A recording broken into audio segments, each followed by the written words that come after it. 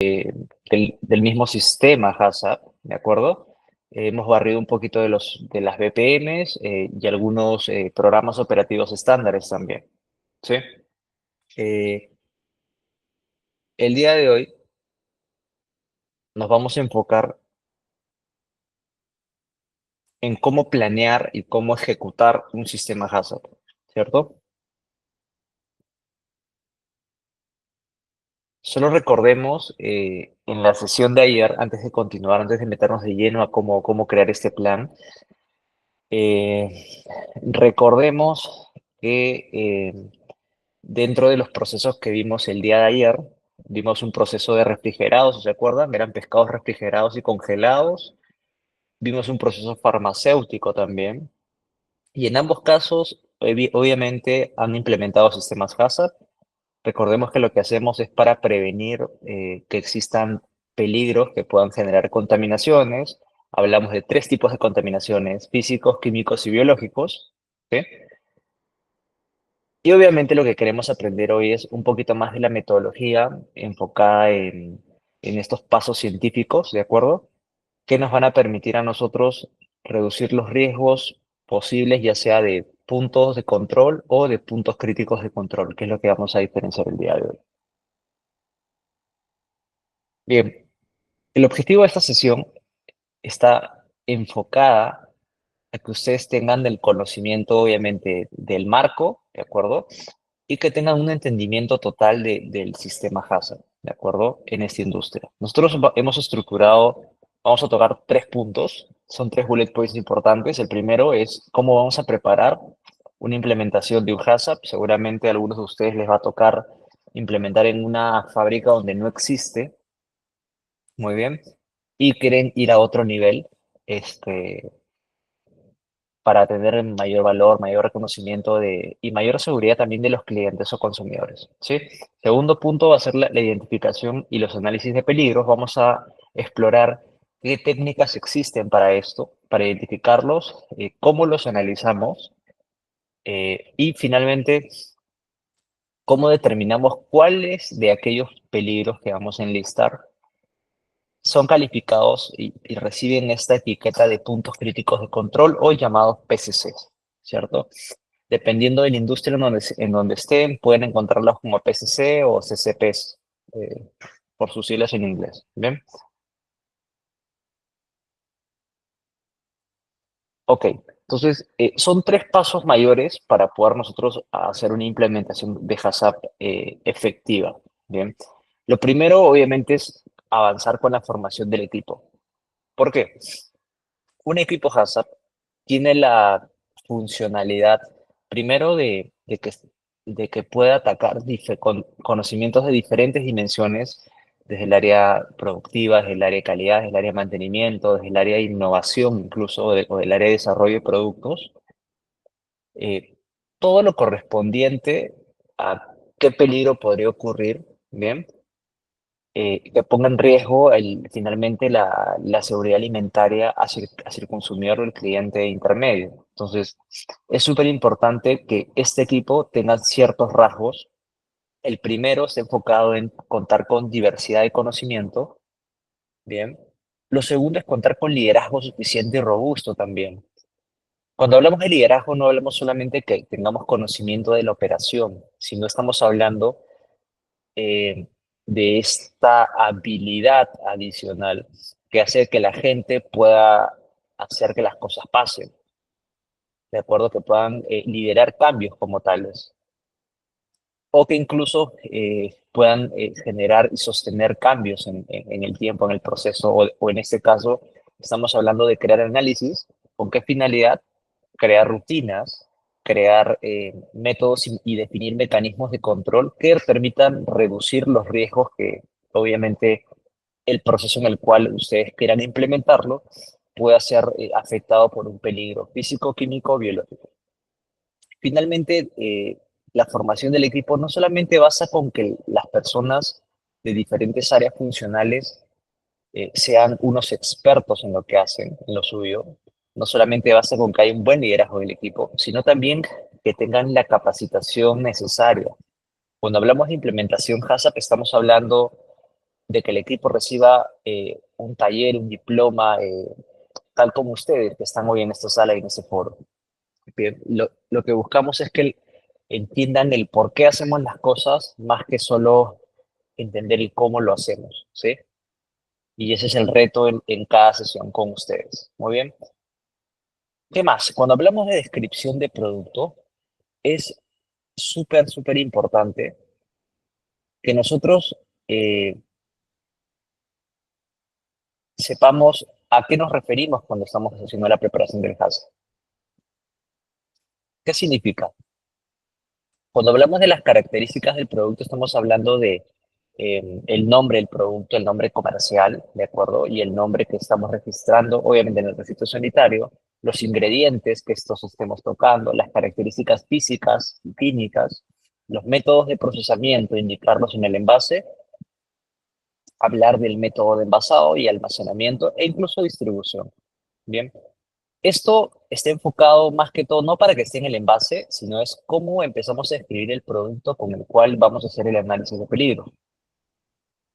Entre algunas informaciones que probablemente sí están en los envases, tenemos identificación del lote, la nomenclatura del registro sanitario, la información nutricional. Estos son, de alguna forma, algunos factores que sí deben estar en cada presentación que va a ir hacia el consumidor, ¿bien? Por otra normativa, no necesariamente por HACCP, ¿sí? Pero que finalmente, ¿de dónde sale todo esto? No sale por arte de magia, nace de esta zona, de la sección 2, en la cual nosotros nos enfocamos en hacer descripción de productos. Esta descripción suele ser bastante vasta. Nosotros vamos a ver algunos ejemplos de cómo se estructura y de hecho se los he puesto en algunos slides para que puedan entender la estructura, que más o menos es general, solamente que van a cambiar algunas características en base al producto o proceso que ustedes quieran generar. E incluso el envase, ¿de acuerdo? Finalmente, tenemos que entender también que hablamos del uso previsto del producto. ¿Por qué? Porque tenemos que entender si es un producto que va para consumo humano directo, bien, si va, no sé, estamos hablando de, si no somos vendedores de, estamos en el rubro B2C, o sea, ustedes le venden a un consumidor final, a un cliente directo, un consumidor final, o estamos hablando de una empresa que se dedica a hacer negocios B2B, o sea, que ustedes le venden, le abastecen a otros negocios, como puede ser que le fabriquen alimentos para hoteles, fabriquen alimentos para algunos restaurantes, fabriquen alimentos para alguna cadena de cines, por ejemplo, ¿no? Entre otras cosas. O simplemente ustedes entreguen producto para empresas distribuidoras, que también son negocios B2B. ¿Sí? Entonces es importante marcarlo porque dependiendo de la característica de la naturaleza, el producto y el proceso va a generar que ustedes tengan que definir qué cosa es, cuál va a ser de alguna forma el destino del producto, hacia quién va a ser y cómo se va a presentar. Como ejemplo, algunos productos necesitan mantenerse en refrigeración, otros pueden estar en una en aquel simplemente almacenados eh, en una condición un poco menos eh, exquisita, ¿no? Estamos hablando de un aire no controlado, temperatura ambiente, ¿de acuerdo? Seco y no húmedo nada más, pero eso es lo importante, ¿sí? ¿Por qué lo queremos hacer? ¿Por qué creen ustedes que deberíamos en la fase de preparación tener claro la formación del equipo, describir bien el producto? Dentro de esta descripción se habla un poco de la descripción del proceso y por qué creen que deberíamos tener en cuenta el uso previsto del producto. Me gustaría ver qué ideas tienen para poder un poco meternos de lleno a la sesión. Los veo en el chat, por favor, o el que se atreve se puede mandar directamente y abrir el audio. Los escucho.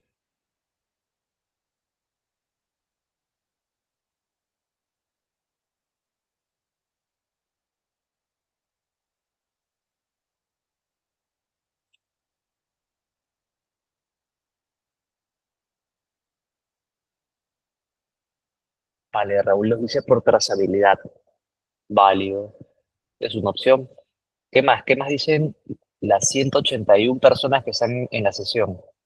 ¿Qué opinan? ¿Por qué creen que deberíamos construir todo esto antes de implementar un HACCP?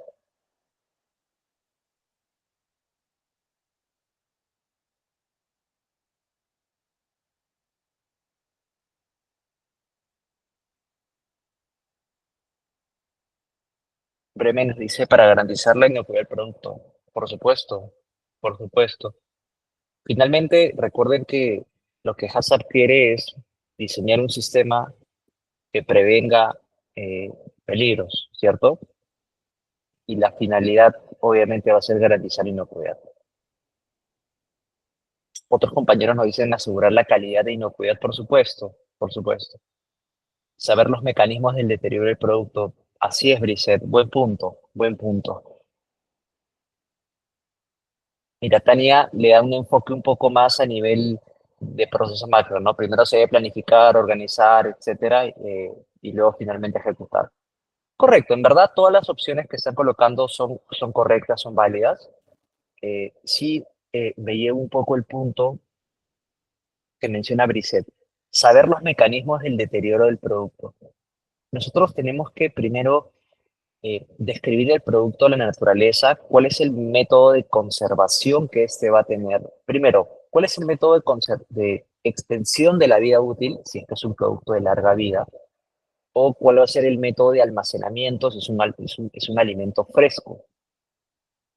Dependiendo de esa naturaleza, vamos a saber cómo se va a procesar, cómo se va a envasar, cómo se va a almacenar e incluso cómo se va a distribuir. Y finalmente el uso previsto es, oye, si yo se lo voy a entregar, se lo voy a vender no sé, a Hotel B, al Hotel Marriott, al Hotel Westin, ellos cómo lo van a procesar. Aporta mucho valor que yo le envíe un producto fresco en una caja de cartón corrugado con 7, 8 capas, plastificada de color negro con unas letras doradas, si él lo que va a hacer es utilizarlo para preparar comida, no le interesa tanto el empaque, ¿me entienden?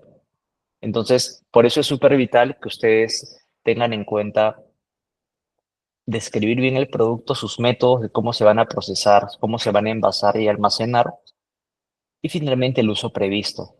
¿A quién va? ¿Va a un negocio o a un consumidor final? ¿Sí? Anthony nos decía, el equipo debe ser bien preparado porque serán quienes estén en todo el proceso de producción. Así es, así es. Es más, Anthony, van a estar no solo en el proceso de producción, sino en las rutinas de monitoreo o en las reuniones mensuales que se tengan que hacer para ver la madurez del sistema. Eso vamos a ver más adelante.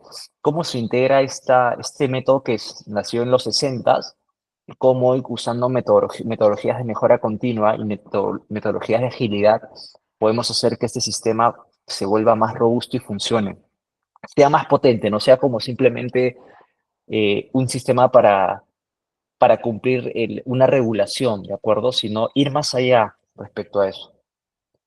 Bien, sus demás compañeros están muy cerca también, entregar alimentos saludables, perfecto, gracias chicos, gracias Better, gracias Raúl, buenazo Karen, buen comentario.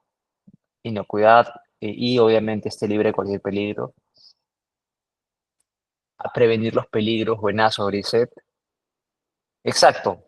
Bien, chicos, genial, genial. Juliana nos dice, nos ayudaría a resolver los problemas que se presentan. Correcto, pero desde un enfoque preventivo, ojo con eso. No estamos hablando de corrección, estamos hablando de prevención, lo cual hablamos de sistemas, mecanismos eh, y rutinas que garanticen que tratemos de eliminar el peligro, minimizarlo o simplemente reducirlo, ¿no? O sea, la idea es esa, ¿no? Y sus demás compañeros nos dicen, bueno, igual, evidentemente tenemos que prevenir los puntos críticos de control en toda la cadena, así es. Es como un estudio de mercado, nos dice Gianmarco. O sea, definitivamente el enfoque es distinto, Gianmarco, pero sí, válido, o sea, hay una preparación, formas un equipo, describes más o menos de qué trata, cuál es su negocio, ¿no? Solo que lo vamos a aplicar ahora a un análisis de peligros a nivel preventivo. Bien, genial, chicos, les agradezco. Bien, entonces, entrando un poquito ya en cancha, La formación del equipo debe contar con ciertas características, como ya lo hemos visto. Lo primero es contar con diversidad de conocimientos. Como mencionaba uno de sus compañeros, el equipo la debe romper, ¿no? Porque va a estar en todo el proceso de producción y en toda la implementación y en todo el monitoreo en el día a día. Efectivamente, estamos hablando de agarrar capital humano, ¿de acuerdo? De diferentes áreas con la finalidad de capturar, condensar toda esa experiencia de diferentes áreas multifuncionales, como puede ser el área productiva, el área de calidad, el área de control de calidad o el área de microbiología, la propia área de ingeniería y regulaciones, ¿no? Es más, el equipo HACCP también cuenta con áreas de innovación e investigación y desarrollo también, este, que les garantice, obviamente, tener una visión transversal de todo esto, ¿no? Breme nos dice, en la actualidad, la alta gerencia tiene que involucrarse constantemente desde personas altamente capacitadas y recursos económicos. Es correcto, así es, así es. Definitivamente dependiendo de la magnitud, del tamaño de la empresa, tocando el aporte de Breme, si estamos hablando de una empresa que está probablemente en diferentes regiones, ¿ok? Físicamente está en diferentes partes, tener a la alta gerencia metida ahí necesariamente, eh, probablemente para este sistema, como estos sistemas se dan normalmente en un inicio, en una etapa bastante joven de la formación de la organización, probablemente sí va a estar, si es una empresa que está recién creciendo, ¿de acuerdo? Pero estamos hablando de diferentes unidades de negocio en diferentes regiones de un mismo país o del continente, obviamente que se van a disgregar y probablemente traigan a los jefazos, a la gente más capa de cada región, de cada unidad de negocio, de cada manufactura, para poder armar el equipo y que su involucramiento sean definitivamente ellos son la representación y son el espejo y la presencia de la alta gerencia, ¿sí? Solo para tenerlo en cuenta. Para que en caso cuando les toque implementar y no esté el gerente general en esto, digan, oye, pucha, no hay compromiso, no necesariamente, ¿sí? Recordemos que normalmente también tratamos de estar mirando proyectos más estratégicos de largo plazo, más de transformación estructural o a nivel de innovación, que obviamente estos sistemas que sean en un inicio, sí pues tienen otro rodaje, ¿no? Pero igual es válido. Exacto, ya Marco, mejora continua. Eh, el liderazgo es súper base, tal como dijo Breme hace un momento, ¿no? Oye, tiene que estar todo el mundo, o sea, hasta el representante del CEO debe estar, por supuesto que sí, por supuesto que sí. Entonces, esto es vital porque estamos hablando de que queremos influenciar en las personas que estén en contacto directo con el producto, en contacto directo con el proceso y en la fabricación. Es más, o pueden ser gente que están desde el área de control de calidad de los laboratorios. Si queremos influir, obviamente tiene que creérselo la persona de mayor autoridad en la empresa, en la fábrica, donde lo vayan a implementar, porque si no va a ser complejo que sus reportes finalmente puedan actuar con los mismos conceptos, con la misma rigurosidad de este sistema y con el mismo monitoreo, ¿no? Que se pueda realizar. Bien. Finalmente tenemos la capacitación. Todo el equipo HACCP no solamente basta que ellos tengan el conocimiento técnico de su área de expertise, sino que deben de entender específicamente los principios y las prácticas del HACCP. Bien, esto básicamente es para poder enlazar en los componentes básicos de cómo hacer la conformación del equipo. Luego, cuando hablamos de la funcionalidad, es otro punto súper relevante, porque la idea tampoco es duplicar finalmente, ¿qué va a hacer el equipo HACCP de diferente con su día a día? ¿Sí? En este caso, el equipo HACCP tiene tres misiones súper importantes. La primera es identificar y evaluar los peligros que estén asociados en la cadena de suministro. En este caso, en la parte de proceso, bueno, desde la recepción de materias primas hasta la distribución. ¿Sí? Lo segundo es determinar los puntos críticos de control, los cuales son ellos quienes hacen esta determinación y en las siguientes sesiones vamos a aprender cómo hacerlas y estoy atento para responder cualquier pregunta y o consulta, ¿vale? O también aplicar estas medidas de prevención para, como decíamos, eliminar, reducir o prevenir de alguna forma que sucedan estos peligros. Y como último punto, establecer límites críticos. Recuerden que los límites críticos de quiénes son, de los puntos críticos de control. Si yo digo que la actividad de, no sé, detección de metales en carne es crítica y mi límite de control es que esto esté conectado en línea todo el tiempo y que jamás se desconecte y que se calibre, no lo sé, que esta máquina tenga un chequeo mensual, ese es mi límite de control, ¿sí? Porque es lo que me va a permitir que el PCC que yo he determinado me permita eliminar, minimizar o reducir y finalmente prevenir el peligro, ¿sí?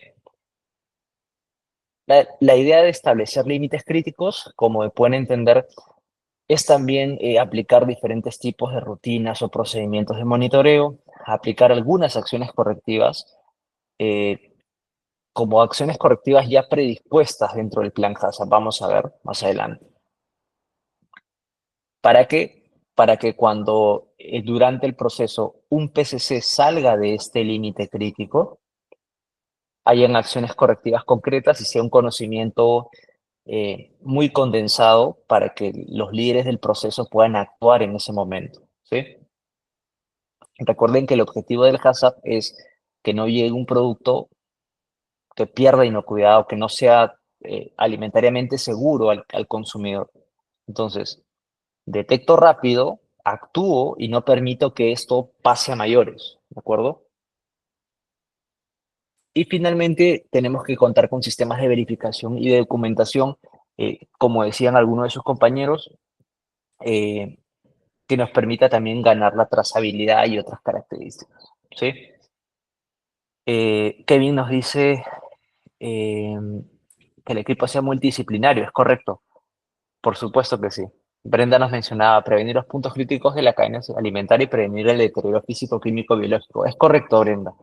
Vamos a ver que cuando tengamos que enlistar los peligros, este primer punto, identificar y evaluar peligros, te va a salir una sábana en cada etapa del proceso. Y tú al determinar y bautizarlos, cuáles son los PCCs, lo que estamos logrando, obviamente es priorizar, decir, ok, aquellos que no son PCCs se pueden manejar con buenas prácticas, pero estos de acá, si no los miro a detalle, me revientan la seguridad alimentaria, destruyen el proceso y podemos caer en lo que a Brenda le preocupaba, ¿no? Que es válido. Premios nos decía en la actualidad la alta gerencia tiene que involucrarse, así es. Y Premios nos dice finalmente, también son valores determinados que permiten actuar frente a alguna desviación. Es correcto, es correcto. Esos son los límites de control, así es. Solo recordar que estos límites críticos son unos límites en el cual te permite dar una maniobra para no perder el proceso como tal a nivel de inocuidad o a nivel de que ocurre un peligro. Estamos hablando, hay límites, digamos, como súper de muerte, digamos, que no puede pasar. O sea, los límites críticos es el punto máximo en el cual el proceso no puede salir porque pierdes inocuidad. Pero ¿qué es lo que hacemos normalmente? Tenemos esto de límite crítico y lo que hacemos es definir límites operacionales. ¿Con qué finalidad? Entendemos que el proceso es capaz de trabajar en este rango, pero además a nivel preventivo estamos súper con un buffer grande para poder variar. Sin embargo, en proceso trabajamos acá. Entonces, ante un pico, si se sale, tengo todavía este buffer que me va a permitir no salir de ese límite crítico. Una vez que sale el límite crítico, estamos perdidos, ¿sí? Entonces es súper relevante nosotros también poder contar con todas estas herramientas a nivel de conformación del equipo, eh, continuar, tener claro con la funcionalidad de todo lo que vamos a ver el día de hoy y poder finalmente eh, hacer que nuestro producto, nuestro proceso sea totalmente seguro o que por lo menos sea con unos riesgos bastante controlados, donde en los PCCs. Bien, ¿todo claro? ¿Tienen alguna consulta? Los veo en el chat si hubiese alguna consulta, ¿sí? Muy bien. Dentro de esto, lo que tenemos que entender es que la formación del equipo, como les mencionaba, está listado en nombres, ¿de acuerdo? Cada uno tiene un área específica y tiene un representante de todos. Por ejemplo, alguna persona del área de calidad toca hacer sus roles, sus funciones, en este caso, dirigir actividades relacionadas con la gestión de calidad, inocuidad de insumos, mercaderías. Por ejemplo, una persona de almacenes eh, tiene que asegurar el mantenimiento del producto en los almacenes. Si se dan cuenta, estamos barriendo diferentes etapas del área, ¿no? Alguien de mantenimiento básicamente te va a dar soporte en dirigir y ejecutar las actividades de mantenimiento de los equipos a fin de evitar desviaciones del producto. Bien, áreas de investigación y desarrollo o de innovación, por ejemplo, participar en el desarrollo de nuevos productos, diseñar artes y rotulados cumpliendo con los requisitos de diseño y de calidad, supervisando estas pruebas piloto, obviamente, ¿no? Entonces, es súper vital que tengamos estos roles bastante claros, ¿de acuerdo? No sé, hay uno que tiene que planificar y verificar los procesos, viendo seguridades, garantizando, ¿no? Seguridad, calidad y que todo esté alineado a los objetivos, dirigir actividades relacionadas a la gestión de la calidad propiamente, entre otras cosas, como pueden notar. Eh, Dentro de estas funciones, es relevante que ustedes sepan que deben estar citadas. Cuando hablamos de la formación del equipo, no solamente es algo que queda en nuestra cabeza o que queda en el diálogo, en el meeting que puedan hacer, sino estamos hablando de algo que queda como notariado, ¿de acuerdo? En la estructura del manual HACCP. Va a quedar, o sea, va a quedar escrito y redactado con funciones claras y de qué áreas provengan y qué es lo que vamos a hacer, ¿sí? El representante de la dirección del HACCP, qué es lo que va a hacer, liderar reuniones, evaluar o aprobar el sistema HACCP como tal, o cambios o actualizaciones, porque estamos hablando de un sistema que es vivo, recuerden, no es algo que se va a quedar ahí en piedra por 10, 15 años. ¿Qué más hace el representante de la dirección? Promueve la implementación y revisión del mismo sistema, promueve, o sea, si se dan cuenta, estamos denotando ya actitudes de liderazgo y habilidades de liderazgo. O sea, no es lo haré cuando pueda, sino es, oye, sin importar qué, tengo que generar que se haga una revisión, tengo que generar algo para hacerlo más seguro, más fácil, más simple, más rápido, ¿de acuerdo? Y pueda lograr diferentes eficiencias a través de optimización, ¿bien? Disponer y asignar recursos. Si un plan HACCP es tan vital, es el trabajo que se van a dar los primeros 2 o 3 meses, pero que va a ser un sistema que los va a sostener en el tiempo. Entonces, el representante de la dirección HACCP lo que tiene que hacer es, obviamente, ¿qué creen ustedes? Brindar todos los recursos necesarios para el levantamiento, para la evaluación de peligros, para ver los análisis de ocurrencia, ver la data de severidad, ver cuántas veces nos ha pasado en el año, eh, entre otras características, ¿no? Ver que, oye, la tecnología de este equipo está vigente o, oye, esta tecnología simplemente va a caducar en 3 años. Entonces, se empiezan a tomar decisiones de otro tipo, ¿sí? ¿Qué más? Las funciones del coordinador. Estamos hablando de convocar reuniones, ¿no? O sea, acá en este punto ya estamos tocando básicamente temas de alguna forma administrativos, pero de también promover y ser alguien que dé soporte al director del equipo HACCP. Velar que, obviamente, por la inocuidad, realizar verificaciones, supervisiones o aplicación del mismo diseño, por lo menos una vez al año es lo que se ha definido para este HACCP. Ustedes pueden hacerlo 2, 3 veces, como gusten. Obviamente, el día a día no lo podemos descuidar, pero eso es algo que se puede hacer, ¿sí? Participar en la elaboración y revisión del sistema HACCP cada vez que sea necesario, gestionar todo el proyecto de mejora en tema de inocuidad y coordina con la autoridad sanitaria. Importante que vean eso. Luego toca, obviamente, describir un poco algunas características sobre los miembros del equipo, que tienen la funcionalidad de velar por la inocuidad del producto, desde las diferentes áreas o dimensiones o interdepartamental, de alguna forma, ¿no? Realizar verificación del propio sistema también, participar en la elaboración y revisión del sistema cada vez que se amerite. Cuando, oye, tengo una desviación en el proceso, tengo una contaminación que echó a perder producto, hacemos el análisis de causa raíz, hacemos la resolución de problemas y luego nos echamos a mirar, oye, ¿qué de estas contramedidas o qué de estas oportunidades que pasaron por esta situación no afortunada, podemos levantarlo al HACCP y meterlo como un sistema preventivo, ¿de acuerdo? Úsenlo como herramienta, no solamente lo vean con lograr una certificación, eso sí se los recontra recomiendo, participar en la elaboración y la revisión del mismo, reportar al coordinador cualquier cambio en el sistema desde las diferentes dimensiones. Recordemos que estamos hablando áreas súper eh, interdepartamentales, ¿no? Innovación, insumos, calidad, almacenes, mantenimiento, gente de más calidad, gente de la operación, etcétera, ¿sí? Es importante que ustedes lo tengan bastante claro. ¿Qué más? Asegurar las competencias del personal en temas de inocuidad en conjunto con el área de recursos humanos.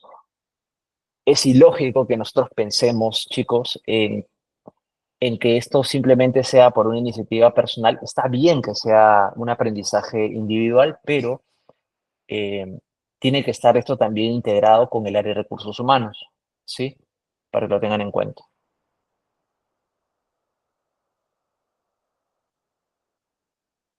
Descripción de producto. En esta sección, lo que tenemos que tener en cuenta es eh, lo que hablamos hace un rato, ¿no? ¿Cuáles son todas las consideraciones que tenemos que tener en cuenta para tener caracterizado de alguna forma el producto que vamos a analizar, ¿sí? Estamos hablando del nombre, tanto el científico como el comercial, ingredientes, lista completa, aditivos, características físicas y químicas también sobre el pH, dependiendo de la naturaleza del producto, ¿no? Métodos de procesamiento, envasado, distribución, como lo hemos visto. Eh, Evidentemente, ¿no? Parte de la información que vaya en la descripción del producto va a tener que ir a la descripción de la etiqueta. Entonces, recuerden, cuando ustedes tengan una auditoría con DIGESA o algún organismo regulador, normalmente es DIGESA, eh, les va a decir, muéstrame el HACCP, muéstrame la receta con la cual, o tu fórmula, la receta con la cual elaboras el producto, y te va a decir, muéstrame la etiqueta del material de envase, ya sea la etiqueta o el material de envase propiamente, si está impreso. Entonces, ellos revisan de que lo que diga acá, en esta sección, sea coherente con lo que han llenado, lo que dice el HACCP, que es esto de acá, y finalmente que coincida con la lista de ingredientes que ustedes tienen en el día a día, o sea, la hoja de fórmula, ¿no? ¿Cómo? Tal como con estos productos, o sea, evidentemente lo que buscamos es que todas estas características que tenemos acá como ejemplos pasen por lo mismo, ¿no? No importando si sea una naturaleza sólida, que sea orgánica, obviamente, puede ser un poco más artificial con otras cosas que no son de consumo humano directo, que sean digeribles, pero sí necesariamente puedan ser en contacto con las personas, ¿no? Como los cosméticos, shampoos y otras cosas más, ¿no?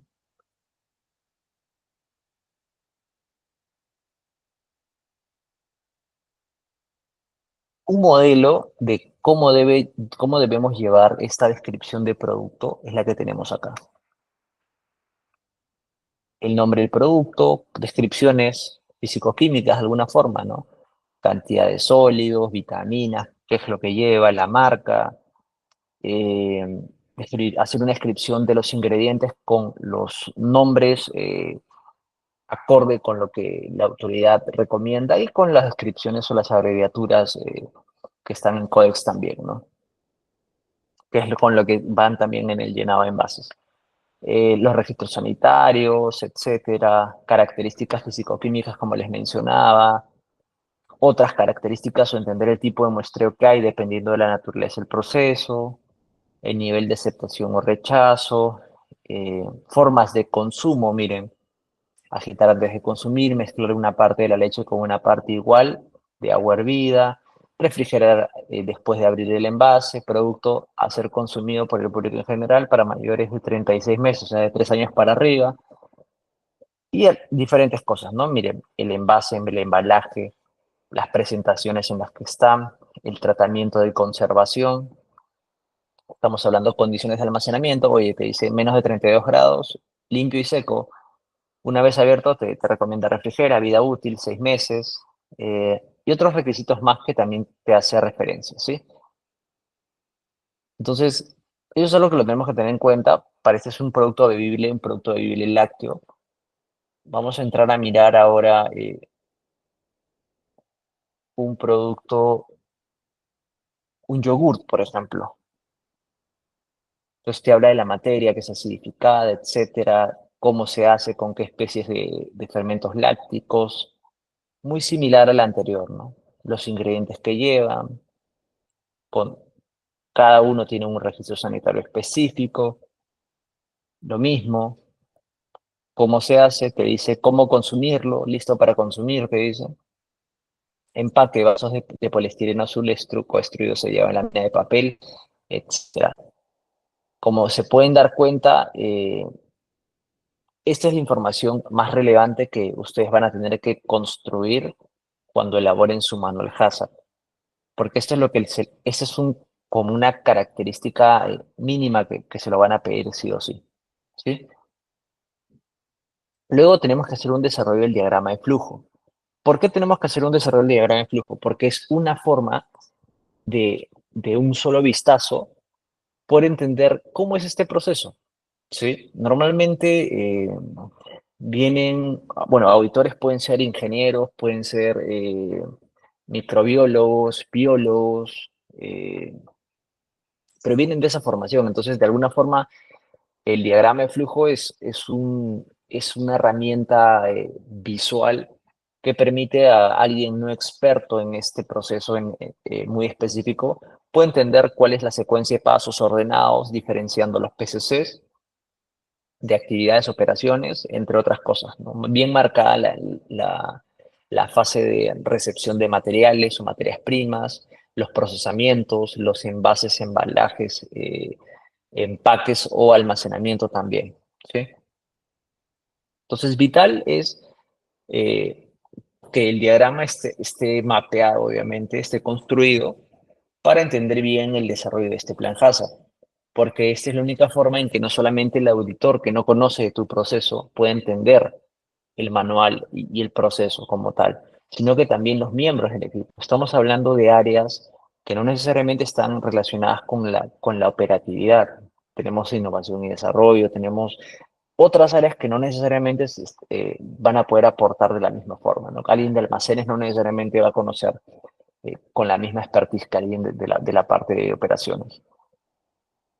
¿Qué más? Tenemos que lograr que esto también nos ayude a poder identificar desde un solo vistazo los puntos críticos de control. ¿Y para qué los queremos identificar? Para poder saber qué medidas de control podemos implementar.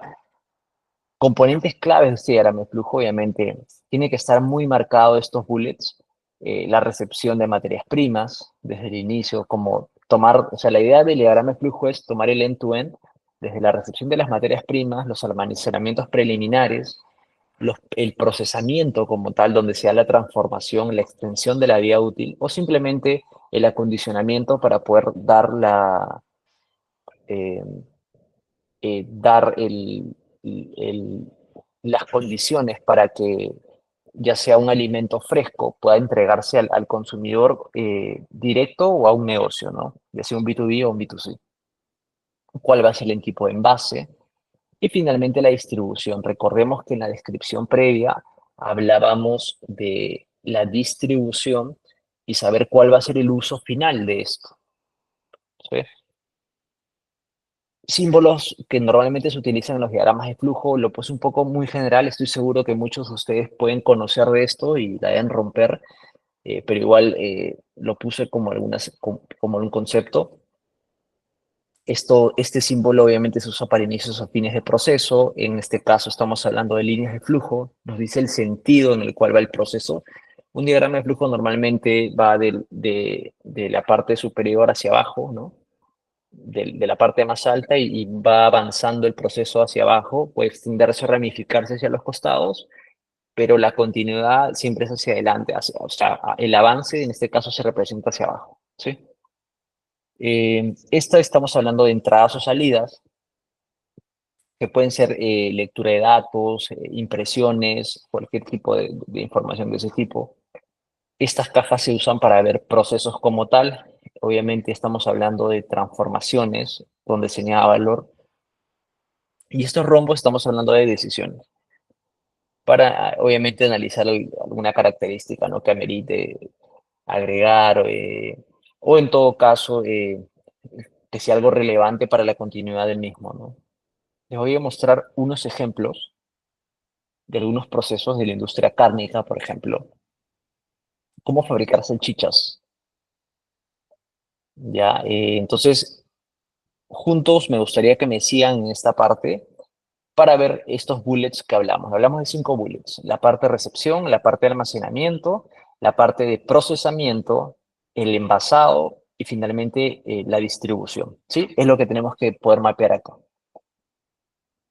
Entonces, como pueden notar, estamos con la recepción de materias primas, los almacenamientos. Dense cuenta y nótese que en cada etapa, en cada operación, se agregan características o información relevante para que el auditor y miembros del equipo HACCP puedan entenderlo. Sí, mira, la recepción de materia prima te indica tienes que hacerlo con desinfección con ácido peracético con mínimo 160 partes por millón.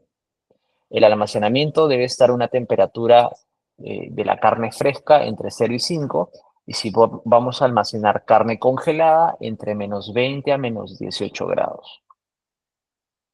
Tenemos la ramificación de insumos, misma zona en envases y embalajes, recepción en la fábrica. El almacenamiento se rompe en dos líneas, una línea de frescos y una línea de congelados, como pueden notar. Vean cómo se va integrando, se acondiciona acá, más zona de almacenamiento. Esta es la parte de acondicionamiento, este es el despiezado de la carne o del cerdo, lo que se quiera traer, o del vacuno. Hacer molienda, detectar metales. Miren con qué nos topamos acá. Detección de metales. Te dice, te dan algunos diámetros de qué es lo que ellos van detectando y qué cosas no. Vienen a esta zona, se integra acá y nos encontramos, miren, con el primer PCC.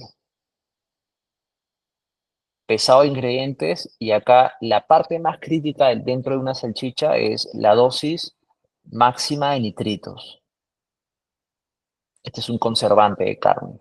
Entonces, si esto falla, la masa no va a llegar segura al cliente, ya sea al cine que te quería preparar el hot dog con las papitas, o simplemente al restaurante o al refrigerador de tu casa.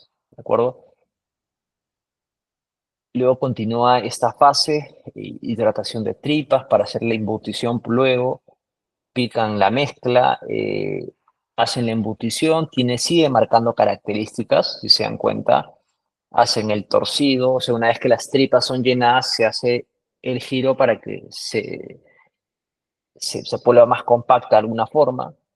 Se hace un oreado o aireado, si podemos llamarlo así, es un enfriado previo, posterior. Se colocan bolsas, se envasan, se empacan y finalmente se almacenan. Y se hace un despacho. Algunas características que nos mencionan acá simplemente pueden considerarlo como referencia, ¿sí? Cosas relevantes de la verificación del diagrama de proceso. Cada paso de lo que estamos haciendo acá, obviamente tenemos que analizar, bueno, listar más que todo, posibles peligros en las tres dimensiones que hemos hablado, ¿sí? y obviamente tratar de identificar de una forma preliminar, como a mano alzada, cuál podrían ser los PCCs. Bien.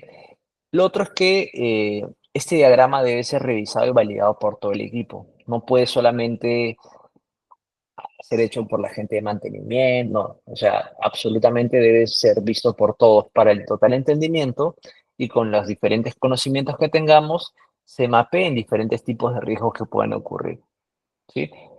Y lo segundo, la verificación del diagrama no se hace, y eso llévenselo bien, porfa, no se hace en una oficina, no se hace en la sala de reuniones, no se hace por Teams, no se hace por Zoom, se hace en el piso. Estamos hablando de verificar el diagrama de flujo, tenemos que ir a donde pasan las cosas, ¿de acuerdo? Eh, y eso es lo que tenemos que mapear. Nilton nos hace una pregunta, nos dice riesgos o peligros. Se llaman peligros, Nilton. El riesgo es la probabilidad de que pase un peligro. Técnicamente estamos hablando de peligros. Más adelante vamos a ver qué herramienta vamos a usar para tratar de estimar riesgo o probabilidad de ocurrencia de los peligros, ¿sí?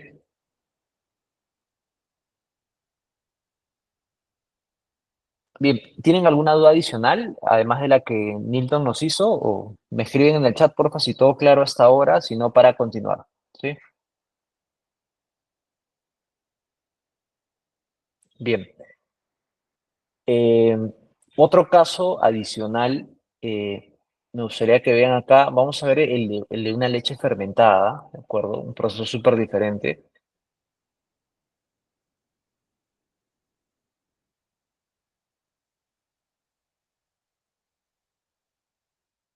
Vamos a meternos al ruedo. Diferencien la parte de recepción, por ejemplo. Primer bullet, ¿se acuerdan? Recepción a todo nivel, materia prima, insumos. Segundo bullet, almacenamientos, dense cuenta. Acá, almacenamientos. Tercer punto, entramos ya a la parte de procesamiento. En este caso, el procesamiento es todo esto acá, diferentes pasos. Y dense cuenta que para cada tipo de adición hay características óptimas de poder hacer las cosas, ¿no? Enfriamiento marcan la temperatura, el precalentamiento marca la temperatura. Y ojo, cuando nos enfrentamos al primer PCC, que dice la temperatura mínima debe ser de 85 grados por 5 minutos. ¿Ok? Eso es lo que tiene que controlar. Ya salimos del área de procesamiento y nos podemos ir ya al área de, eh, el cuarto bullet era la parte de envasado. Entonces nos vamos aquí hacia la derecha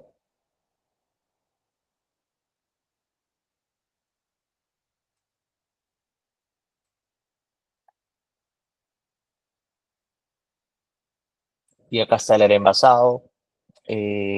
Probablemente sea hasta la parte de embalaje y empaque, y finalmente la parte de distribución y almacenamiento. En este caso, este flujo acaba acá porque hacen el traslado del producto como tal, ¿no? Entonces, cosas características en común, si se dan cuenta de cómo estructurar un diagrama de flujo eh, para cualquier proceso, definir bien las zonas de recepción, no te pueden faltar zonas de recepción, almacenamientos, procesamiento, envasado y distribución, ¿sí? Ténganla esa súper clara, por favor, porque probablemente aparezca en la evaluación final, ¿sí?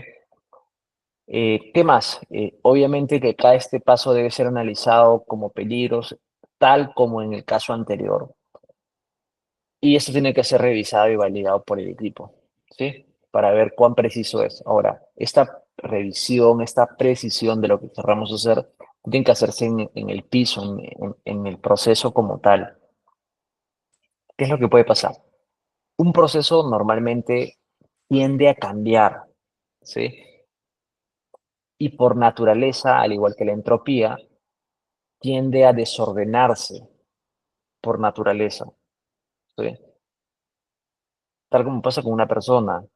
eh, por tendencia natural, tiende de repente a no hacer ejercicio, a no comer saludable, entonces tiende a desordenarse. Entonces, ¿qué es lo que tenemos que hacer con estos sistemas de prevención? ir en contracorriente y hacer lo necesario, colocar mecanismos que me permitan eliminar, reducir o prevenir peligros. ¿Cómo lo hago en contracorriente? Tengo que ir a mirar cuánto se aleja la realidad de lo que dice este flujo, de que se respete ese parámetro que nos están indicando, de que se haga de la forma apropiada. No sé, que la data esté llenada en tiempo real, ¿no? Me puedes decir, oye, sí, él dice que controla cada 20 minutos, me paro media hora y no hay ni un control. Entonces ya me empieza a hacer dudas y decir, oye, ¿el peligro cuál es acá? Que la persona no haga el monitoreo, se salga del límite crítico y simplemente se eche a perder la inocuidad. Entonces, es algo que lo tiene que tener súper claro, ¿sí?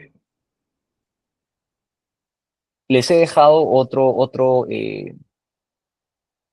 flujo más, básicamente como modelos, para que los puedan integrar dentro de toda la serie, ¿sí?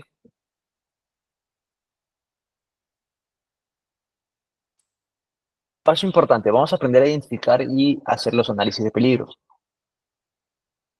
A ver, tenemos una pregunta, me da un segundo. Diana nos dice, frecuencia ideal de la periodicidad para la revisión y actualización de la documentación del PHS o HACCP. Mira, mm, la frecuencia ideal realmente debe ser cada vez que se te presente una no conformidad, Diana. Cada vez que tengas una no conformidad, tú debes echarte a mirar, o sea, básicamente a reforzar o a fortalecer tu sistema HACCP o tu PHS también. Cada vez que te pase una no conformidad, porque evidentemente, o sea, eso debe ser de una forma reactiva, ¿no? Digamos como te vas a topar en un comienzo. Cada vez que te pase un problema, a ver, ¿cómo puedes reforzar tu PHS o tu HACCP a nivel preventivo? Eso es como se da normalmente cuando uno tiene un problema, ¿sí? El siguiente nivel de madurez es cómo yo lo hago desde un enfoque preventivo. Es decir, yo digo, ok, vamos a mirar el HACCP hacer seguimientos cada 4 meses, por ejemplo. Y cada 4 meses voy a hacer una verificación de todo el plan HACCP en el piso y veo que se cumpla y veo qué riesgos nuevos hay, qué hábito ha adoptado la operación para hacer mejor y más seguro el proceso. Bien. Y el siguiente nivel puede ser una evaluación sistémica. O sea, estamos hablando de todo el proceso en general y puede ser una vez al año. Entonces, yo lo que le recomendaba yo dentro de la funcionalidad del equipo HACCP era hacer revisiones de por lo menos del sistema una vez al año. Entonces, estás atacando correctivamente cuando te pase un problema, lo alimentas y lo haces más fuerte. Lo estás atacando de forma preventiva y planeada, diciendo, yo estoy programándome a hacerlo cada 4 meses para ver qué oportunidades capturo, ¿de acuerdo? Y cómo hago más fuerte mi sistema. Y finalmente lo voy a ver una vez al año para ver qué cosa puedo cambiar. Por ejemplo, Christopher, tengo que hacer un control, no sé, de temperatura en un proceso de pasteurización o de cocción de hornos, ¿de acuerdo? Pero este proceso funciona porque depende de que la persona le agregue, no lo sé, eh, que le agregue leña o carbón al horno para que mantenga la temperatura. Y depende que él esté mirando cada 10 minutos. Imagínense. ¿Tú qué puedes proponer eso para una siguiente sesión? Tú puedes simplemente decir, oye, pero ¿por qué lo tiene que hacer una persona? ¿Qué pasa si yo le coloco un horno, no sé, un horno eléctrico con resistencias y un termorregulador que permita garantizar la temperatura que tú puedas colocar como set point? Creo que esté 85, se lo pongo 85 y va a estar todo el tiempo controlando, no se va a olvidar nunca y tiene mecanismos de control y de corregirse, ¿no? Si es que pasa algo. Entonces, si te das cuenta, estás dando un salto cuántico de alguna forma de pasar una operación manual, que es un punto crítico para tu proceso, porque te puede afectar la cocción de lo que quieras hacer y obviamente la vida útil, lo estás pasando a automatizarlo. Entonces, ese tipo de saltos cuánticos es el que tú tienes que empezar a hacer constantemente y es ahí donde empezamos a hacer mejora continua, tal como comentaba uno de tus compañeros hace un momento, ¿no? Esa es la clave, o sea, pero como decía ella, Marco Quesada, o sea, es lo que necesitamos hacer. Entonces, yo sí te lo pongo de esa forma. Yo hago revisión de este sistema, pero ya como una rutina un poco mayor, no solamente enfocado a HACCP, sino a ver riesgos en general como TQM, que lo vamos a ver más adelante en otra sesión.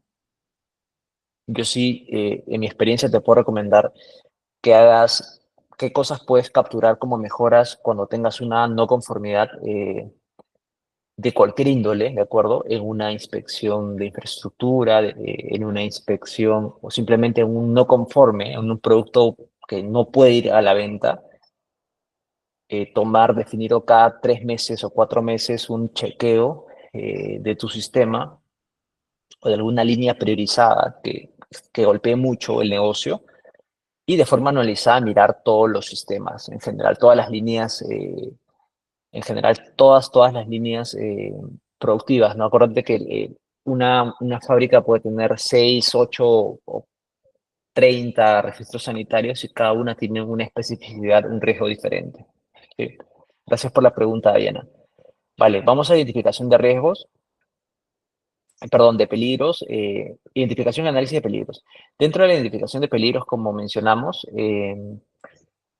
estamos hablando de todos los agentes que puedan afectar el proceso, ¿no? Vamos a arrancar con los biológicos, ¿bien? Estamos hablando de bacterias, virus, parásitos, dependiendo de la naturaleza, ¿no? Vamos a ver los peligros también químicos que se puedan generar por residuales de desinfectante, por ejemplo, u otros químicos que puedan ser nocivos también, ¿no? O algunos otros peligros físicos que también podamos generarlos, ¿no?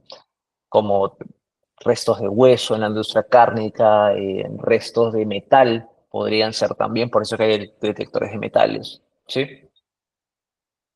O algunos dentro de los biológicos también están algunas bacterias que son complejas, ¿no? De, de poder librarse de ellas, ¿no? La salmonela que te da fiebre y otras cosas, ¿no? Entonces, sí es algo que lo tienen que tener muy en cuenta.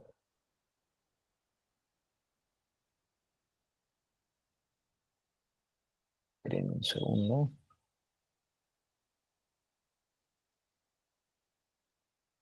Vale. Entonces, ya viendo ese tipo de peligros, vamos a entrar a mirar ahorita eh, un poco más sobre el proceso como tal, ¿bien? Hay diferentes formas de poder identificar los peligros. Una forma es haciendo revisión de la literatura y de datos históricos, ver los incidentes que tengas en tus Excels, en tu repositorio, si los tienes en dashboards y automatizados, genial, vas a mirar data, ¿no? Lo segundo es hacer consultas expertos, dices, oye, quiero diseñar una planta de fabricación de, no sé, que haga procesamiento de pollo fresco, empacado, al vacío. Entonces, oye, hay muchas empresas que se dedican a eso, está Redondo, está San Fernando, entre otras más, ¿no? Entonces, traes expertos que hayan trabajado en esa industria o que conozcan mucho de esto y de frente te dicen, oye, este tipo de procesamiento tienes que ir a mirar punto A y punto D de frente. Entonces, es de alguna forma como podrías también capturar. Lo siguiente es tomar inspección del proceso. Esto sí obviamente demanda más recurso y más tiempo para tener data confiable, ¿no? Cuando hablamos de data confiable estadísticamente estamos hablando de por lo menos 25 a 30 datos como mínimo para que tenga representatividad estadística. Entonces, evidentemente te va a tomar más tiempo de ello, ¿no? Eh, Dentro de esto, cada peligro tiene que ser evaluado en base a la probabilidad de ocurrencia de este peligro, ¿sí? y esta probabilidad de que pase, de que suceda, de que se haga posible este peligro, se llaman los riesgos. Sí, dentro de esto se tratan de muchas matrices de valoración, en donde se trazan probabilidades y consecuencias, ¿de acuerdo? Probabilidad de que suceda, desde baja a muy alta, y de consecuencia que sea, puede ser como insignificante, no relevante, hasta extrema, que pueda generar, no sé, la muerte. Imagínate que una persona consuma una lata, un enlatado, que tenga sobrevivientes de Clostridium botulinum, se muere de botulismo, y literalmente se muere, es extremo. Entonces, es un poco para mirar, esa es una tabla que normalmente usada en diferentes tipos de industria. No es de mi gusto particular, les voy a presentar una que yo uso más normalmente. Y lo que vamos a hacer aquí, ¿qué cosa es? Es entender cómo se utiliza, ¿de acuerdo? Nosotros, cuando estamos en el HACCP para hacer la identificación de peligros, estamos clasificando en etapas, viendo la descripción, obviamente, de qué peligro podría existir. Por ejemplo, en la etapa de secado, puede haber una contaminación por salmonela, shigella o enterobacterias. ¿Cuál sería la causa que normalmente podría ocurrir? Que puedes tomar de cualquiera de estas tres fuentes, ¿sí? En este caso pueden ser inadecuadas prácticas de limpieza y desinfección de los secadores a vapor. Y acá entramos a un punto bien interesante. Empezamos a hacer la evaluación o sea, del peligro. En este caso vamos a valorizar el riesgo, la probabilidad de que esto ocurra. Entonces estamos hablando de, obviamente, la probabilidad de que esto ocurra es muy probable, alto, bajo. La severidad, oye, esto mata a una persona, ¿me entienden? Ante esto, pues saber colocar un tipo de medida, por ejemplo, medidas de control generales basadas en limpieza de superficies que entran en contacto con el producto, capacitar a la gente, contar con referencias legales o best practices en este sector, en ese tipo de proceso, por esos tipos de agentes contaminantes, y obviamente se hace una ponderación, se genera algo y se define si es un PCC o no. Cada Q, en este caso, nos va a indicar si puede calificar para un PCC o si no. Y en caso sea cada uno de ellos, entramos a ver lo que es la justificación, ¿no? Por ejemplo, el primer caso dice, si es que hay una contaminación por salmonela, dice, podría causar enfermedades sustanciales a los animales y seres humanos a largo plazo. Personalmente, cuando hacemos estos análisis de peligros, es vital usar, ver un poco esta probabilidad de ocurrencia de cada peligro, ¿no? Eh, Determinar también la severidad. Ustedes algo que no van a poder controlar es la severidad de un peligro. Y eso sí me gustaría que lo tengan súper, súper claro. Si a una conserva de pescado le aparece, eh, hay presencia de Clostridium botulinum, la severidad es que la persona que la coma se va a morir. O sea, hagan lo que hagan, nada va a cambiar ese hecho, ¿sí? Absolutamente nada. Lo que ustedes sí pueden controlar es qué mecanismo pueden plantear para eliminar, reducir o prevenir las posibilidades de que esto pase, de que ocurra, ¿de acuerdo? O sea, pueden cambiar la frecuencia con la cual ocurra esto, pero no la severidad es una realidad, es un hecho, o sea, eso sí no lo van a cambiar. Entonces, tenemos métodos de análisis. Uno es un método de evaluación de probabilidad. Tomamos la frecuencia de la ocurrencia, es decir, con qué frecuencia, la pregunta que se tienen que hacer es la que cita acá, con qué frecuencia se ha detectado este peligro, ¿bien? Y saber cuáles son las condiciones favorables para que ocurran también, ¿no? No sé, si quiero que la conserva de una carne trozada crezca Clostridium, tengo que haber hecho un mal esterilizado, tengo que tener un sellado defectuoso en las latas, ¿me entienden? Entonces, conocer eso les va a dar mucha claridad sobre ello. Lo segundo es tener evaluación sobre la severidad. ¿Cuál es el impacto en la salud? ¿Qué tan grave? es que suceda esto, ¿no? Y la vulnerabilidad del consumidor. ¿Quiénes son los consumidores del producto y cuáles son sus vulnerabilidades? Niños, ancianos, etcétera. La matriz para evaluar este riesgo para la salud es muy parecida a la que les he mostrado hace un rato. eh, Probabilidad de ocurrencia y severidad. Oye, mata, enferma, eh, te para una semana y acá me da una fiebre de una noche, ¿sí? Yo prefiero usar esta de acá, que me parece más resumida y más práctica. Es más, en mi experiencia es la que más utilizo. Estamos hablando acá de contar con la gravedad, es lo mismo, la gravedad de las consecuencias o tener la severidad, y esto es la probabilidad de ocurrencia, de baja a alta y de baja a alta. Tenemos los cuadrantes, ¿sí? Y cada color de cuadrante ya tiene una asignación que normalmente se aplica y se utiliza en los CASAPs para calificar o eh, identificar los potenciales PCCs. Entonces, en este caso, por solamente analizando probabilidad de ocurrencia, que es esta componente, y la severidad, eh, hay una regla clara, ¿no? Em, Todo aquello, la probabilidad que ocurra es inversamente proporcional al grado de control. Entonces, todo aquello que salga como calificación 3 o 4, eh, los tomamos como significativos. ¿Qué significa? Si de los diferentes peligros que yo tenga que evaluar me caen en estos 4 cuadrantes, significa, o sea, nos dice que es un peligro significativo. Y tengo que echarme a hacer algunas preguntas que vamos a ver más adelante para saber si de los puntos que me han caído acá, que pueden ser 8, 10 o 25, todos son significativos. Sin embargo, ¿cuáles de ellos sí podrían calificar ser candidato para PCC? Eso es lo que vamos a ver más adelante, ¿sí? Pero en este punto sí me gustaría que entiendan eso. Áreas 3 y 4 son aquellas que ustedes las van a tratar como significativas y más adelante van a definir si son PCCs o no. Acá solamente vemos la significancia, chicos.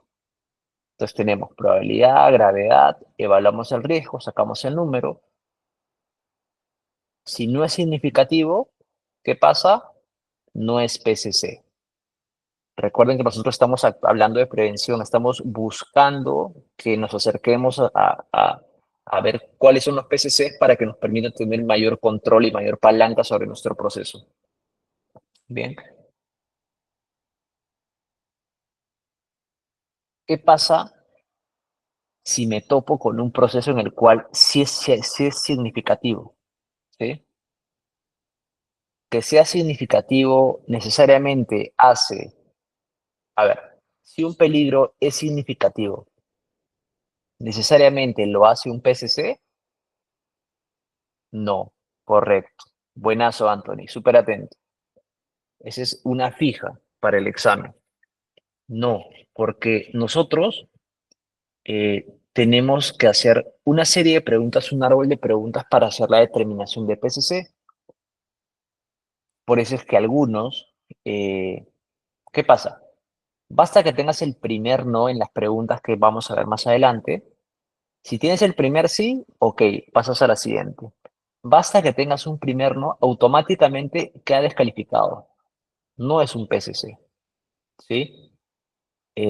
Pero acá, ¿cuáles son aquellos que se van a pasar directamente a hacer estas preguntas? Aquellos en el cual sabemos que de alguna forma eh, es complejo poder controlarlos y si requieren, probablemente no tenga data suficiente, no tengo seguridad, certeza sobre algo, entonces ahí tendría que aplicarlo. ¿En qué parte, Liz, los 5 porqués? En las medidas de control. En verdad, acá lo único que hacemos es aplicar hasta el segundo porqué. Puedes usar tú hasta el 5 porqué, eh, pero efectivamente tenemos que hacer las preguntas, igual tal como indica Anthony, ¿sí? No, no, no, no es un PCC, ahorita lo vamos a ver, tranquila. Ahora te muestro. Recordemos que es un PCC, vamos a ir directo al grano, queremos que esto nos ayude a prevenir, eliminar o reducir. a un nivel aceptable, ¿sí?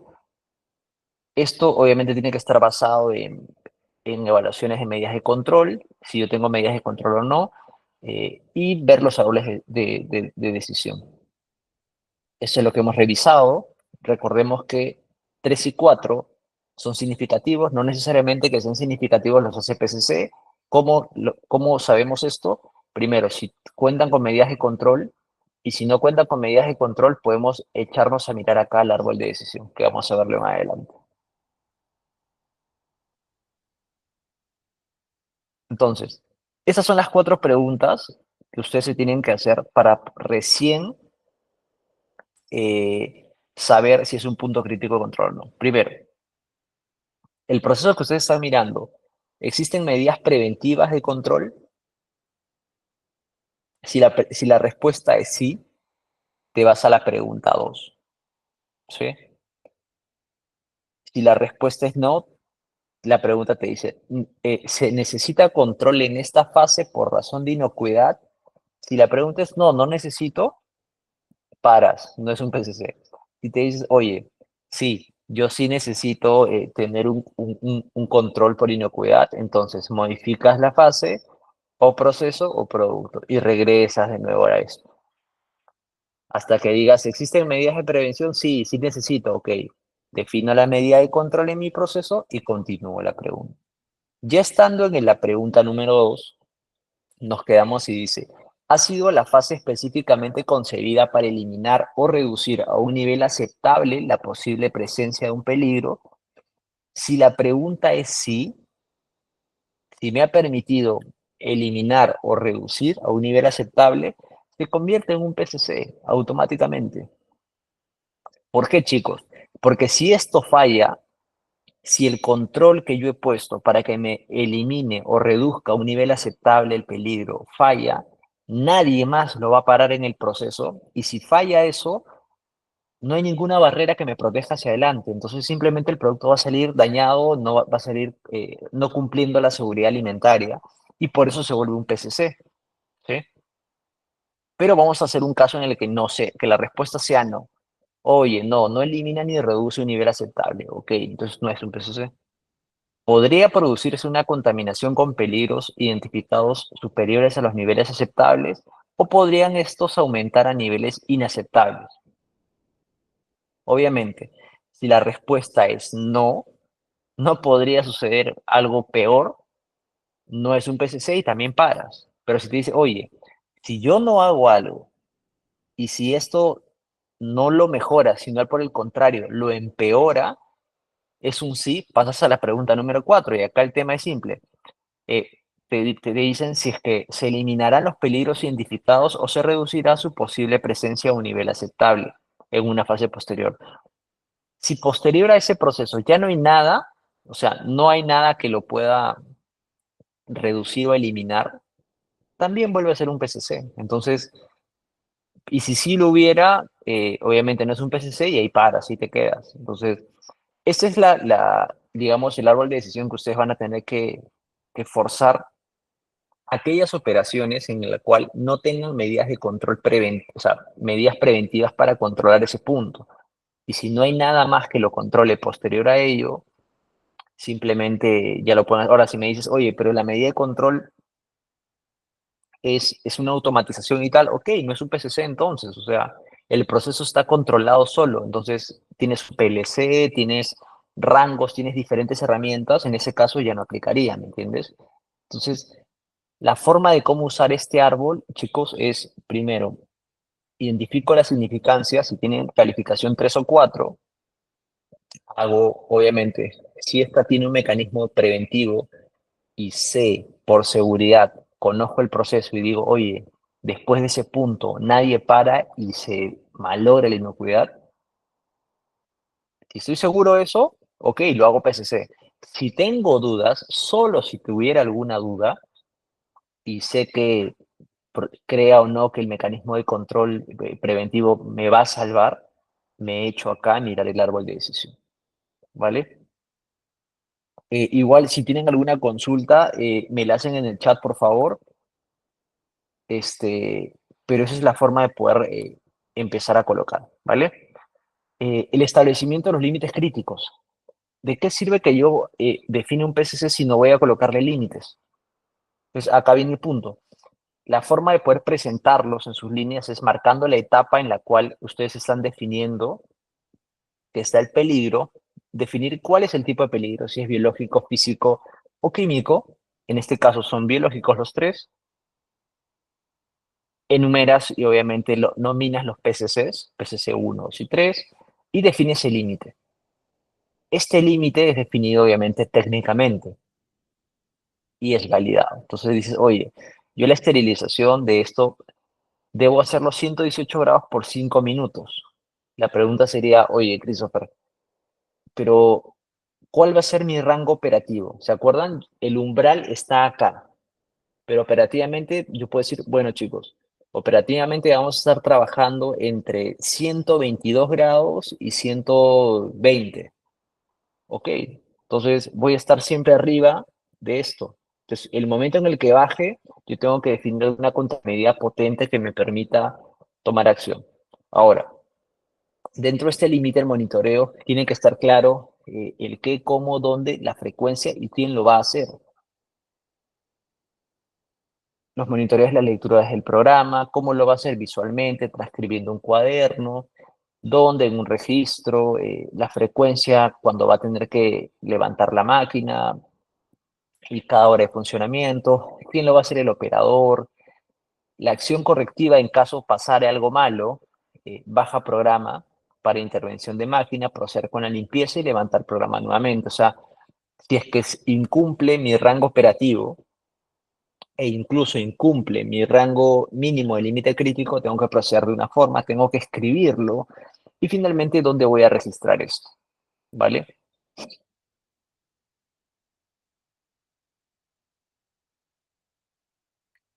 Procedimientos de monitoreo.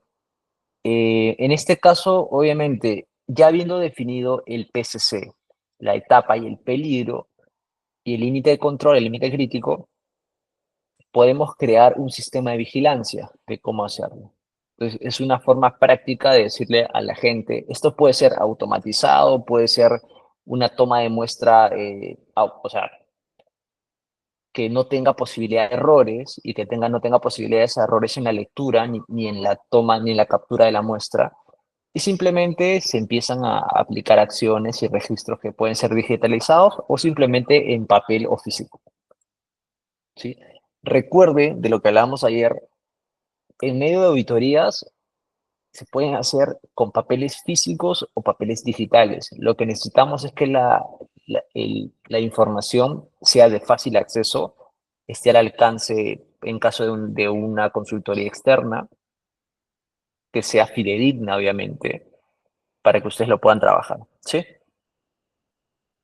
Acciones correctivas me refiero al componente de acá, en el cual, en caso se incumple el límite, tengamos que saber cuál va a ser la acción, ¿no? Por ejemplo, estamos hablando de la industria cárnica, un peligro químico.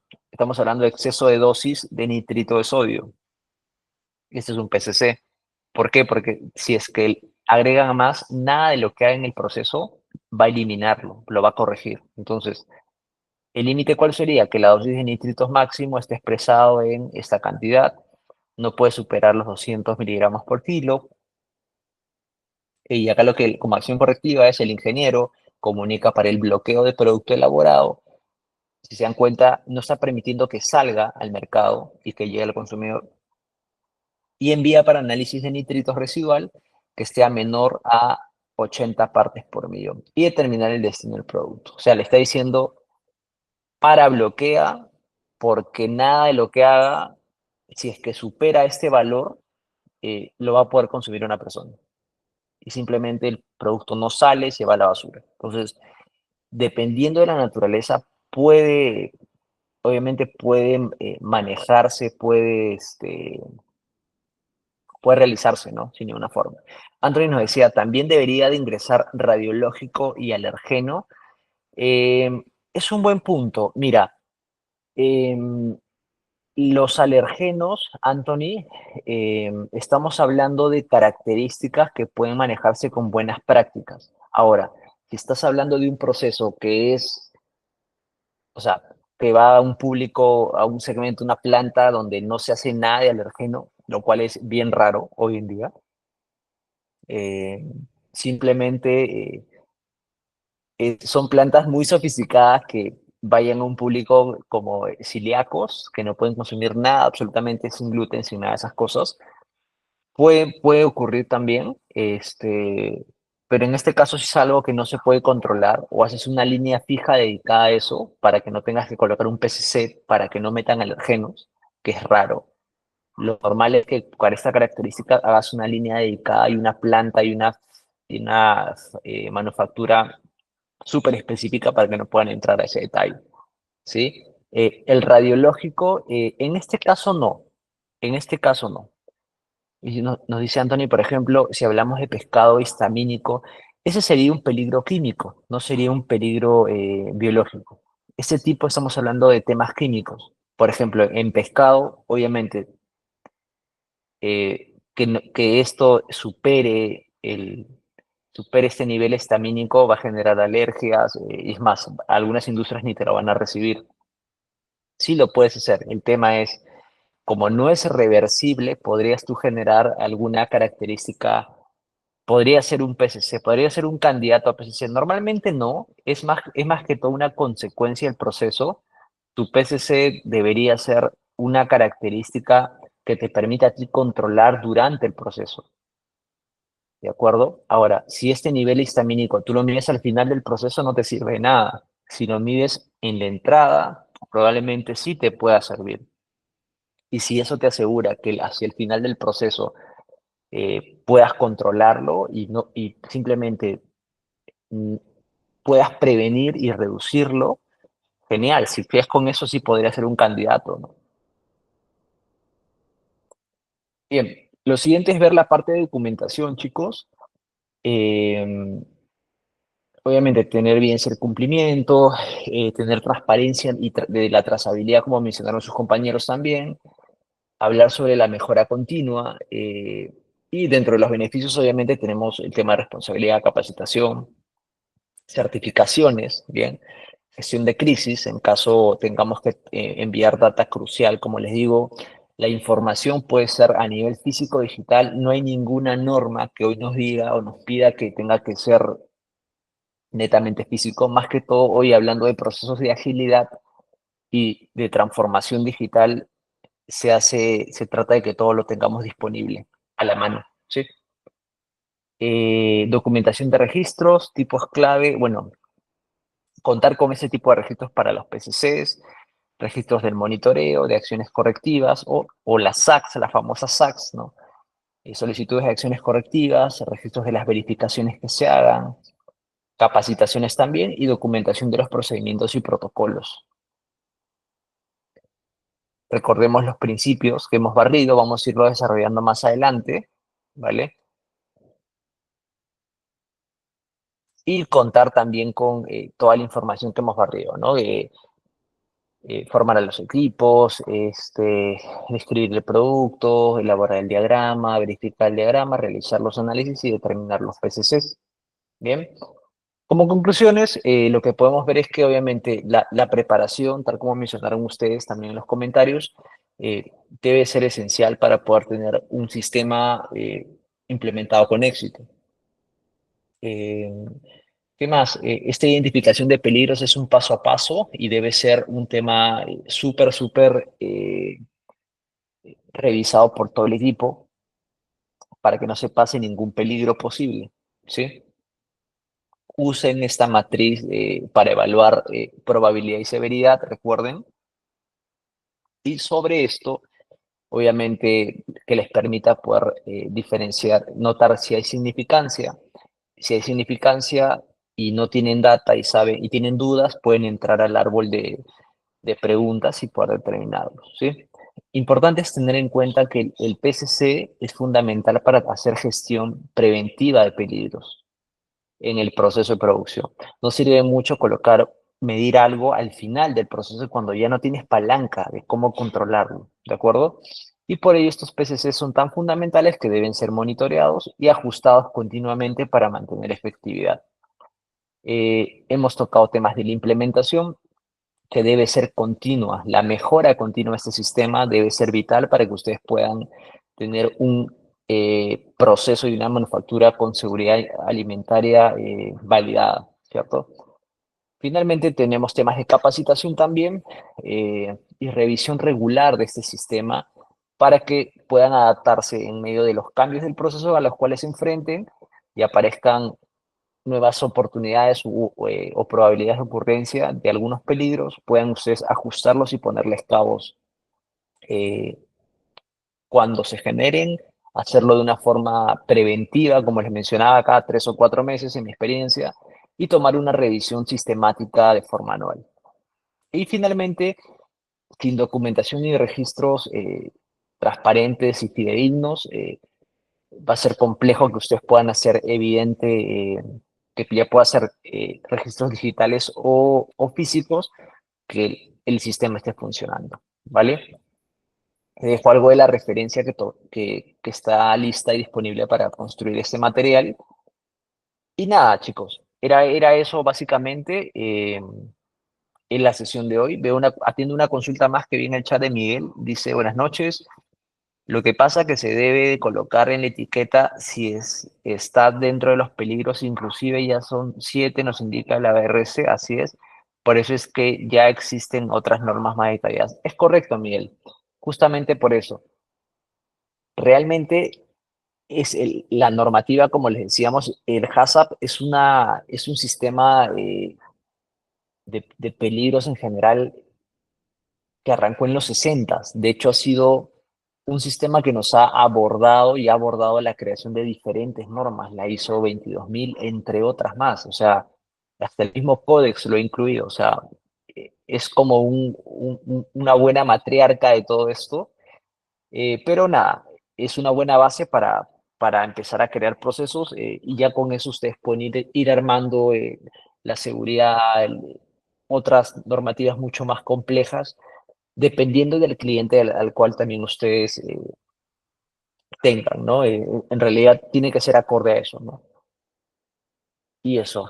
Anthony nos dice una pregunta final, tenía otra pregunta sobre las BPMs. Para poder implementar BPM se exige que el establecimiento tenga un área cuadrada mínima.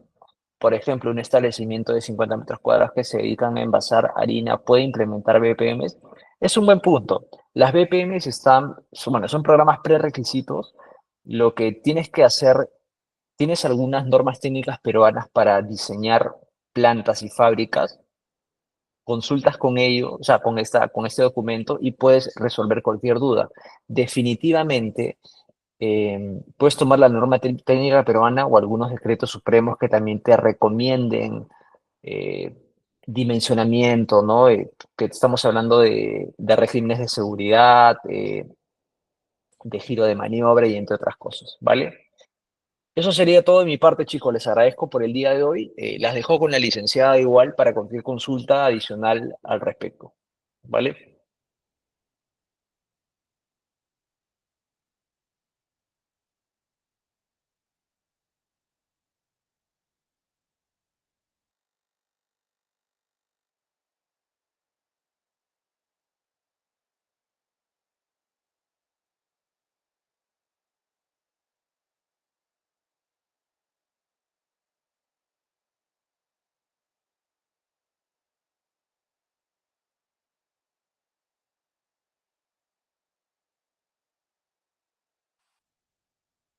A ustedes, muchas gracias. Gracias por las preguntas. Súper, súper comunicativos. Les agradezco, chicos. Nos vemos el viernes.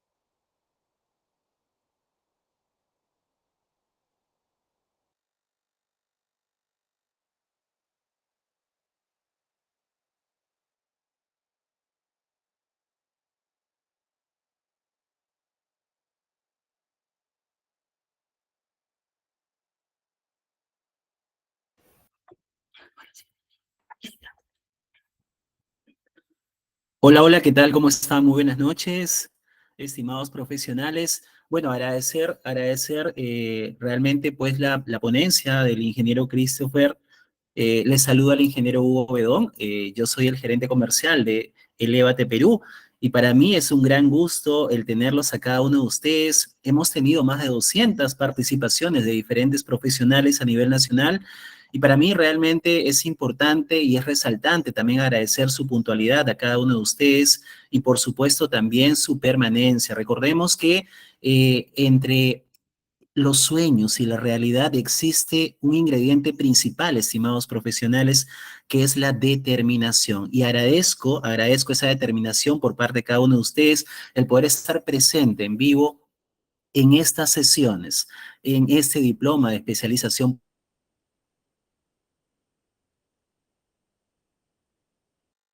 profesional tan importante para cada uno de ustedes. El EBATE Perú está muy orgulloso de poder contar con más de 2.000 profesionales egresados en diferentes carreras, en diferentes programas de educación para cada uno de ustedes. Yo quiero contarles, y me he tomado unos minutitos para poder contarles a cada uno de ustedes, por favor, no se me vayan todavía, no se me vayan. Quiero darles una gran noticia que definitivamente podría cambiar un poco de manera positiva